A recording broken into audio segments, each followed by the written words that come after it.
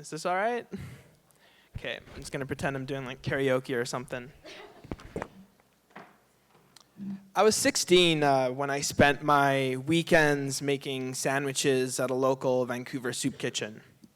The joy of working at the center more than anything else was being able to get acquainted with the kitchen's regulars. They spent hours at the center, grateful for the sandwich and coffee we served them each day. It was my first introduction to some of the city's most marginalized and vulnerable. One of the regulars at the kitchen, Greg, had been recently diagnosed with cancer. He'd missed a critical specialist appointment because he hadn't been able to respond to his email in time. The library was closed when he needed internet access the most. I'd met Sarah, who'd lost 2 daughters in a house fire. She told me of her untreated PTSD, her loneliness, and the challenge of dealing with thoughts of self-harm every single day. Gary was another familiar face. I remember him telling me, "Neor, I try all day to get odd jobs around this city, but it's so darn hard to be at the right place at the right time." I became conscious of this collective frustration in the people I spoke with. Over every sandwich I handed out each day, I grew more frustrated with them. But how could I alleviate or try to mitigate some of the issues faced by Vancouverites like Greg, Sarah, and Gary? I'd like you to all take a look around this room full of differences, different eye colors, clothing, ethnicities, and gender. Even amongst all this difference, this mosaic of variety, I can confidently say that 99% of you share one commonality. If you own a smartphone, I'd like you to raise your hand for a brief minute. All right, just take a look around you once. All those hands should be up. Now, if you have a data plan along with that smartphone, could you raise your hand once again? All right, so it's mostly the same people there. So this is that commonality, connection to the world that I realized people like Greg, Sarah, and Gary were lacking. It was the smartphones in our pockets, which have become ubiquitous for most of us. Now, funny enough, phones aren't just an easy way for me to swipe right on Tinder and hope for companionship. Smartphones are these multi-purpose lifelines, especially for vulnerable populations. Sure, we have libraries with free access to the internet, but one of the most unique abilities of a smartphone is that it's mobile, and more importantly, it carries an array of essential applications we all use every day. Mobile data and applications have added a layer of value to our phones, above their ability to facilitate basic communication. This is why phones and data plans have embedded themselves into our societal fabric, because they become synonymous with having an accessible internet connection and a world of opportunity right in your pocket. Now, according to a study done by Hootsuite and We Are Social, more than 4 billion people around the world use the internet, with the latest data showing that nearly 250 million new users came online for the first time in 2017. The study indicated that this was propelled by more affordable smartphones and mobile data in developing countries. Just think about it. More than 200 million people got their first phones in 2017, and 2/3 of the world now have cell phones with them. Importantly, more than half of the phones used today are smart devices, which means 2 vital things: internet capability and access to applications. This would explain why more than 50% of web traffic in the world comes from cell phones. In developing economies, it's even higher. In India, data says that about 96% of online connections in the country come from cell phones. I realized that here in Vancouver, our vulnerable populations were dealing with an unaddressed issue: a lack of affordable phones and cell phone plans, leading to many individuals having little understanding of the internet and mobile applications and how it could empower them. There's an ever-evolving ecosystem built around smartphones, and by making phones and cellular data unaffordable, we're cutting off an entire group of people from the forefront of this technological innovation. Even when all of us in this room take some time to reflect on our own experiences, I think we can all relate to the struggle and limitations of overpriced data and phones. When I thought of Gary, Sarah, and Greg, it just didn't make sense. that a group of some of Vancouver's most marginalized were left behind by the technological age. That summer in that soup kitchen, I began Connect Vancouver, a project aimed at crowdfunding phone bills and basic free phones so that Sarah could access crisis lines and 911 the next time she had a panic attack, so that Greg would find it easier to secure a job because he could finally be contacted, so that Gary would never miss a specialist appointment again. To the best of my knowledge, we're the only organization in Canada doing what we do, and 5 years later, my small project is now a foundation. We continue to provide free phones and phone bills and digital literacy training as well to help get those left behind acquainted with the internet.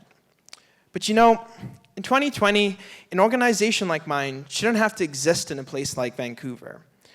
In all honesty, I'd be quite happy for my project to become obsolete, but expensive data, phone plans, and phones are an inherently Canadian problem.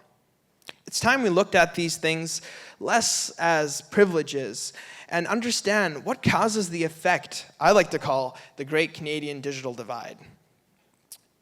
A 2016 CRTC commissioned report said that Canadians pay some of the highest rates of wireless service compared to other G7 countries and Australia. Now, the Montreal Economic Institute, which is this pro-free market think tank, tried to make reason of our unaffordable bills, with the author, Martin Mass, saying, "We're paying for Alexis, but it's worth Alexis." But like Laura Tribe of Open Media said, not every Canadian can afford to pay for Alexis. People like Gary, Sarah, Greg, they barely have enough to sustain their own basic necessities. Now, telecommunication companies, Bell, Rogers, TELUS, they constantly feed us these reasons for high bills. In a hypothetical conversation with me, they'd say, Neor, Canada's this big country and there's a small group of people spread out over a huge area, and frankly, that's some expensive infrastructure. But wait a minute. Let's take a look at Australia, where monthly bills are up to $37 less than ours. Data from the same report that likened our unaffordable bills to Alexis also showed that Australia has more geographical challenges than Canada, invested more per capita on telecommunication services, and offered faster network speeds. Analytics firm Tifficient also found that Canadian telcos' revenue per gigabyte is approximately 70 times higher than in India and 23 times higher than in Finland. Consequently, the report concluded that mobile usage is lower in Canada. Now, why is this the case? The Canadian Competition Bureau points to a serious lack of competition and high barriers to entry for foreign cell phone companies. And because of these obstacles, we're all part of a system here in Canada that has propagated the idea that data and phones are this privilege, this luxury experience of sorts. To get a better understanding of the issue in an international context, let me take all of you to a recent trip to India. One of the first things that dawned on me was that mobile data wasn't considered a privilege. Many Indians, even some of the most marginalized, were able to afford robust data plans by our standards for a few dollars a month. It was a liberating experience for me, not having to hop from one Wi-Fi spot to another. In fact, data is so common in cities like New Delhi and Guwahati, where I visited, public Wi-Fi is almost a non-existent thing. Now, this wasn't always the case. When I visited India 5 years ago, data costs were considerably higher. What I saw upon my visit was a product of a competitive marketplace. To get a grassroots perspective on this wave of data liberation, I interviewed 3 women who worked as domestic help in homes around the city of Guwahati in India. Annually, the earnings of these women ranged from around $500 to $1,500 a year. These were 3 migrants from rural villages who had come to the city. 2 of them were single mothers, and entire households ran on their incomes. Amazingly, all 3 women were able to afford data plans and smartphones. They were proud to show me their low-cost devices, their favorite videos circulating on WhatsApp, their mobile banking, and one of the women even offered to video call her son living in a rural village hundreds of kilometers away. B.V. Krishnamurthy, in his Harvard Business Review article, best captured what I'd witnessed with those three women. How affordability has led to the diffusion of technology on a grassroots level. A 2018 study done by Cyber Media Research found that rural India now accounts for 83 million of the total 238 million 4G subscribers in the country. And this effect isn't only unique to India. In Africa, there are farming education apps like iCow that literally examine things like a cow's gestation period to help rural farmers educate themselves about ideal livestock practices. The World Bank predicted that this surge in mobile phone users in Africa will help increase business, including bringing mobile banking and microfinancing to the most rural areas of sub-Saharan Africa. In all these countries, through a push to have phones and data plans become more accessible, applications and the very use of a cell phone has become catered to some of the most marginalized groups. There are no limitations to the technological innovations surrounding smartphones, and there's no denying their immense value in this day and age. So after all this information I've thrown at you, why is it the case that marginalized Canadians like Gary, Sarah, and Greg continue to face this disadvantage? In India, what I observed wasn't only a product of government policy or the right economic conditions for a competitive marketplace. It was an overwhelming cultural acceptance and motivation for smartphones and data plans to be an accessible and necessary commodity for people of every strata of society, a right of sorts, and no longer a privilege.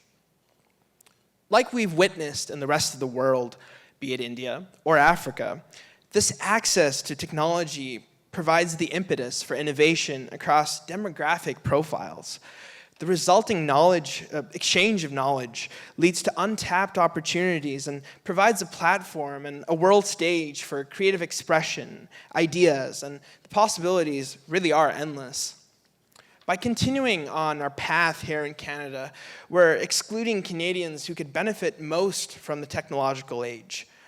A staggering number of Canadians struggle with poverty on a daily basis.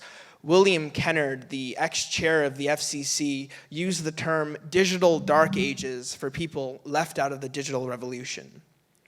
We all know that socioeconomic disparities already exist and are worsening in some cases, and the digital access gap that's created by this is compounding the problem. Be it the working poor, people disadvantaged by their gender, sexuality, ethnicity, or race, or marginalized by socioeconomic conditions across the wide expanse of Canada's urban and rural areas. Across the spectrum of the various measures of poverty, there's little doubt that people now have needs beyond the basic basket of food, clothing, and shelter. Thanks to technological advancements, we've evolved. Basic necessities have evolved, and this change has to be reflected in our society. Digital communication, interactions, learning, and empowerment are up there as prioritized needs almost basic to our existence. Research shows this is best facilitated by affordable access to technology. Technology like the phones sitting in every single one of your pockets right now. This especially rings true for us in Canada. We're one of the wealthiest countries in the world, and as a society, we have to resolve to self-introspect and to ensure that opportunities are distributed through a fair, equitable, and egalitarian ecosystem, especially to the disadvantaged amongst us. Gary, Sarah, Greg, and all the other Canadians my organization services, they deserve better. They deserve the same opportunities and security we all have the privilege of enjoying every single day. Canada has a lot of catching up to do, and we all have a responsibility, including all of us in this room, to advocate for change, a change in our culture and the way we view technology. We can do better. Thanks.